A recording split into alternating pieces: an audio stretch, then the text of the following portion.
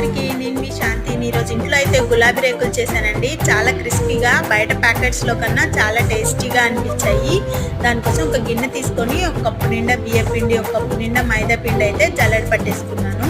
అదే కప్పుతో బెల్లము, కొంచెం సాల్ట్, వాటర్ వేసి కొంచెం గట్టిగా కలిపేసి మూత పెట్టేసుకోవాలండి. ఒక 2-3 గంటల సేపు అయినా బాగా నానాలి. అది నానే లోపల బెల్లం అయితే బాగా కరిగిపోయింది.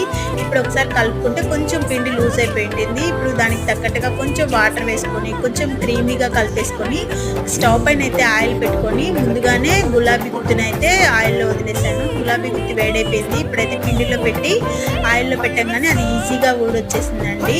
ఇంకా గులాబీ రేకును కొంచెం కలర్ వచ్చేంత వరకు ఫ్రై చేసేసుకుంటే మనకి గులాబీ రేకులు అయితే చాలా ఈజీగా రెడీ అయిపోతాయండి. చాలా క్రిస్పీగా, చాలా టేస్టీగా అనిపించాయి. మీ పిల్లలకు కూడా చేసి పెట్టండి, చాలా ఇష్టంగా తింటారు. అలాగే మీకు ఈ వీడియోస్ నచ్చితే లైక్ చేయండి, సబ్స్క్రైబ్